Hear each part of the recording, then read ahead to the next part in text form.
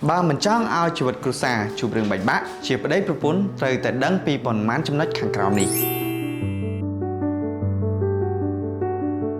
Số slide này tạo khi nhiều chụp được trong mặt văn thá live tip hai chỉ cặp ná cha nước nông riêu cùng ai nâng ba tầng kết và đây propon nơi nông đồng bộ te tại muối cùng ai nâng lu nâng bị sầm đấy cùng ai nâng ba cho mùi nâng bị sầm đấy kia chẳng ai ban chỉ thay này trong lực vô một màn trong nói một này dây bà sân chỉ dưới mình chọn chụp nơi bành hà bạch bạ cruza hai cục má tray cầm pri ở bốc cầm pri mà đái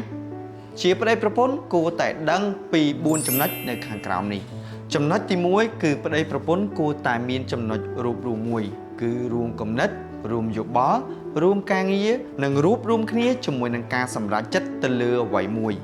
đối với này hai thưa ai nè tàng pí nâng miên phiếp sợ rùm mút tràn chừng muốn nâng miên ở ca nơi không cả bẩn chân dục bó từ vinh từ một chỉ biết xét thưa ai tầm nè tầm nôn sna ha không có xa nắng vì can tài sản rùm mút chừng muốn hai trong nói tí pi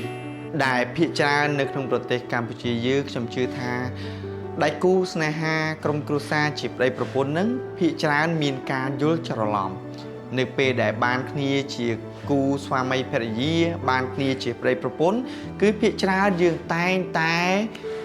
គ្រប់គ្រងសិទ្ធិគ្នាទៅវិញទៅមកបានន័យថា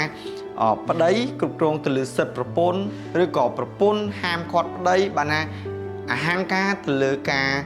សម្រាប់ចិត្តក៏ដូចជាសិទ្ធិរបស់គាត់បានន័យថាអត់មានសិទ្ធិជាបុគ្គលភាពទេអត់មានសិទ្ធិជាឯកជនភាពទេគឺពួកគាត់តែងតែមានការបង្ខាំងគ្នាទៅវិញទៅមកនៅក្នុងការសម្រេចចិត្តនៅក្នុងការគិតទៅលើអ្វីមួយនៅក្នុងការចង់ធ្វើអ្វីមួយហើយចំណុចទី2នេះគឺចង់ឲ្យយើងជាប្តីប្រពន្ធគួរតែមានសិទ្ធិជាឯកជនភាពរៀងខ្លួនដដែលឧទាហរណ៍ថាដូចជាប្រពន្ធគួរតែមានសិទ្ធិផ្ទាល់ខ្លួននៅក្នុងការជួបជុំការចំណាយការណាត់ជួបផ្សេងឬក៏ការរៀបចំផែនការផ្ទាល់ខ្លួនផ្សេងពេលវេលាផ្ទាល់ខ្លួនផ្សេងបានថាយើងផ្ដល់សិទ្ធិជាឯកជនភាពរបស់គាត់មានសិទ្ធិនៅក្នុងការធ្វើការងារជារឿងក្នុងចិត្តរបស់គាត់ដែលគាត់ចង់ធ្វើប្តីក៏ដូចគ្នាប្តីគួរតែមានសិទ្ធិនៅក្នុងការសម្រេចចិត្តការប្រើប្រាស់ពេលវេលាការណាត់ជួបជុំមិត្តភ័ក្តិនិយាយរួមទៅរវាងប្តីនិងប្រពន្ធជិះតែមួយគត់គឺការក្បត់ចិត្តការបំពេញផ្លូវអារម្មណ៍ការបោកប្រាស់ទំនុកចិត្តប៉ុន្តែបើជាសិទ្ធិនៅក្នុងការប្រើប្រាស់ពេលវេលាផ្ទាល់ខ្លួនសិទ្ធិជួបជុំមិត្តភ័ក្តិសិទ្ធិនៅក្នុងការរៀបចំផែនការនិងគំនិតដែលខ្លួនឯងចង់ស្វែងរកឬក៏ទីកន្លែងដែលខ្លួនឯងចង់ទៅហ្នឹងយើងគិតថាគួរតែមាននិយាយរួមសូម្បីតែជា account ប្រើប្រាស់លុយហ្នឹងក៏គួរតែមានជាឯកជនដែរអាការដែលរួមហ្នឹងយើងមានជា account រួមប្តីប្រពន្ធហើយប៉ុន្តែ account ឯកជនភាពរបស់ផ្ទាល់ខ្លួនហ្នឹងក៏យើងគួរតែមានដែរតែមិនមែនលួចលាក់ទេគឺយើងគួរតែមានក្នុងការចំណាយផ្ទាល់ខ្លួនក្នុងការប្រើប្រាស់ផ្ទាល់ខ្លួនដូចគ្នាដើម្បីឲ្យម្នាក់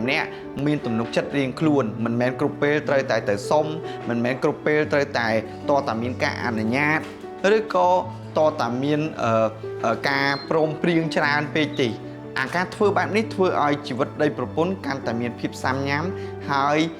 คล้ายទៅជា